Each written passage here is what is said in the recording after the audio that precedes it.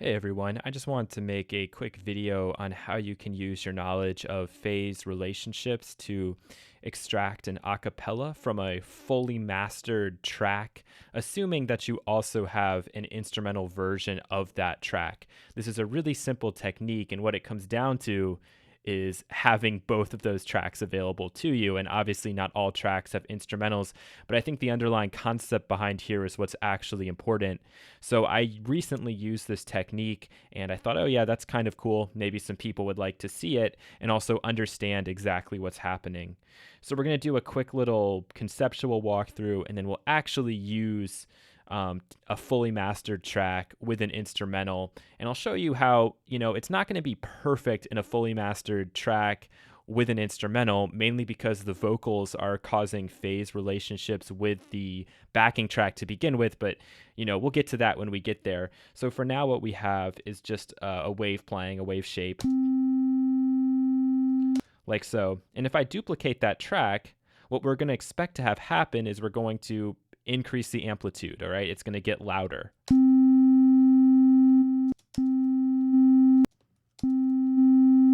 And we can both hear and see that. And the way I always like to explain this with phase is if we go into the waveform itself and we see that these are perfectly aligned, we can imagine that, okay, let's say this is 0.1.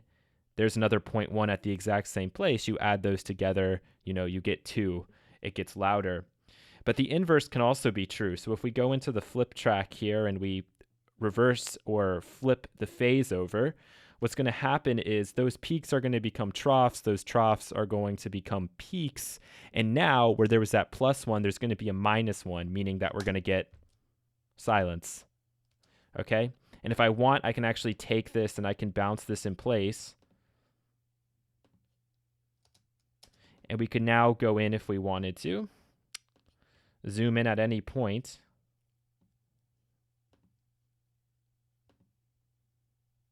And that actually didn't do it, did it? Okay, so let's actually bounce this out properly here.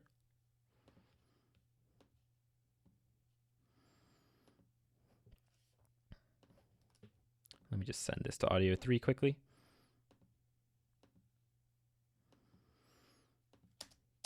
And now if we go in and look at these two guys together, we'll see exactly what I was saying before, the peak to the trough.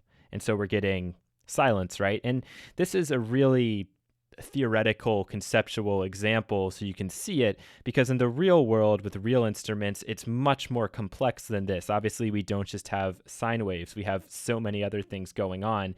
But the fundamental principle is exactly the same. So depending on the digital audio workstation you use, you'll be able to achieve this as long as you know where you can find a plugin or a effect that allows for you to flip the phase on a track. So I'm just going to go in here. I'm going to grab my 2 tracks like so. And I may not be able to do this perfectly because I can't really look that close at my screen. This is all about detail and trying to line things up. But right away, if I listen to these two, all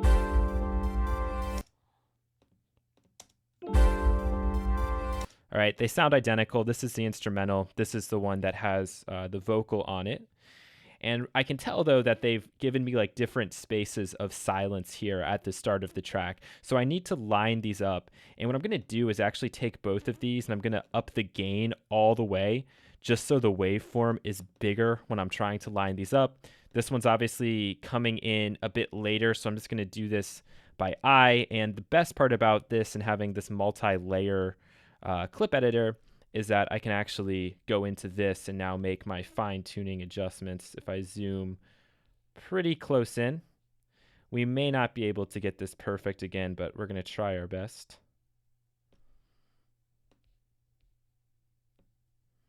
And if you're working in a program that has time stretching algorithms, you're going to go ahead and want to turn those off, at least at the start, so you can really get this as perfect as possible. Okay, so I'm zoomed in as far as I can be, and just based on my cursor, these look pretty close. Maybe not perfect, but we'll be able to see. So I'll go ahead, I'll turn both of these down. back to their original. And what I'm also going to do to start is just turn these two tracks down so that I can play these together and hear how they're working. Okay, so let's play these back.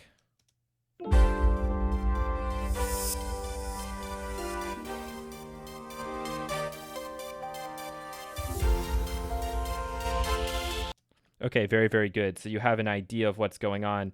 So what I'll do is I'll go on to my instrument 3 track, I'll add my tool, and I will flip the phase. You could do this to either one, really. It doesn't matter because all that's happening here is that we're flipping this around. And if I want to get real technical, I could bounce it so you can see it, but I think you already got an idea with the sine wave. So let's listen back to this now.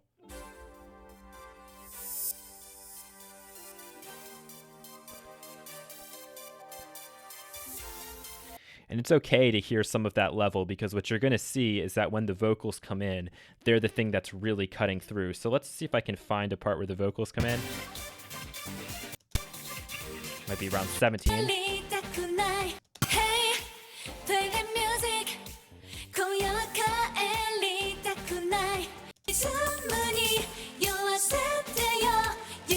Okay, cool. So I'm just going to create an audio track real quick.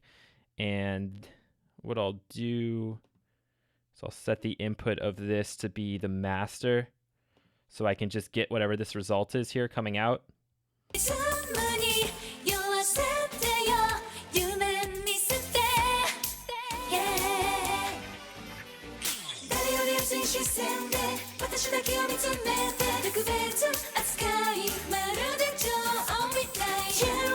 Cherish me, cherish me, don't let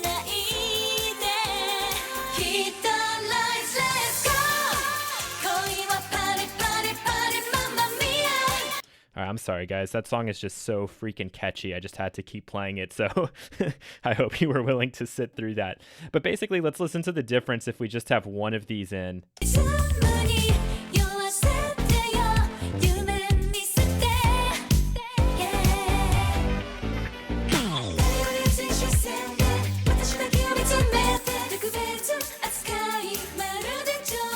So you can really hear the difference, and honestly, although you're hearing a lot of bleed, this is so much better than just trying to take like a full-blown mastered track and EQ it to pull out the vocals. That's really dumb. You're never going to be able to come even close because there are just so many different relationships happening in one of these tracks, and this is a very busy, fully mastered track. But what I would then encourage you do is if I listen back to this guy,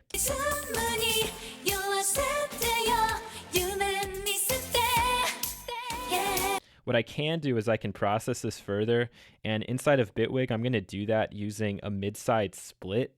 So what I'm assuming, and what's probably true in most pop vocals, is that these are panned pretty much dead center for the main lead vocal. Throughout the song, there's going to be doubling, there might be tripling, quadrupling, chorusing effects being applied, but if you know what you're doing, you can manually set those later. What we're looking for is a very clean vocal.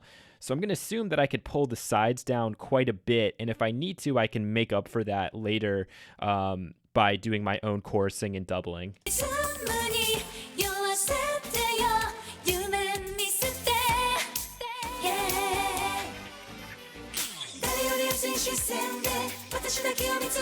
So right there, we're already getting a big difference. I'm going to add a couple of tools in here, mainly because I want to hear the sides by themselves. So let me just pull this all the way down first and pull this back up so I can hear how much of the vocal is in the sides to know how much I should pull this down and if it's worth using EQ to try and isolate the vocal even more.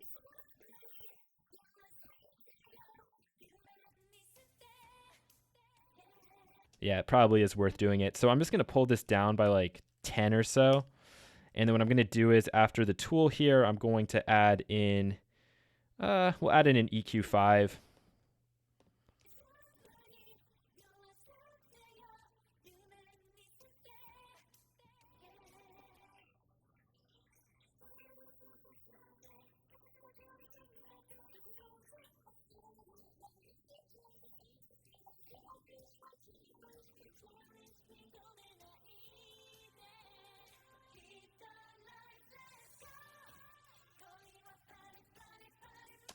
Okay, so that's just on the sides. Now on the mids, I'm going to do a very similar process. And if you have more time and you're not doing an example, you'll really spend a lot of time setting up your EQs and trying to get something to sound like just the vocal. We can actually get really close with this technique if we want to, but you can hear that some of that kick is bleeding through. So that's definitely when you're going to want an EQ5 here.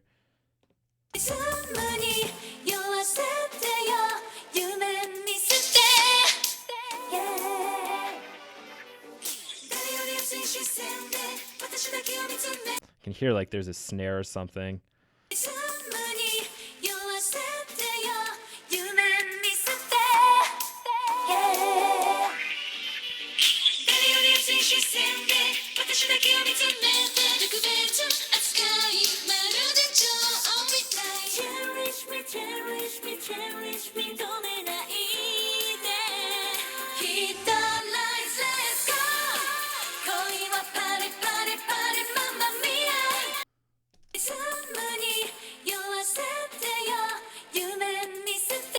Okay, so I'm really not all that happy with my EQ work there, but I would go in and probably take this further. But basically now here is the vocal that we are left with.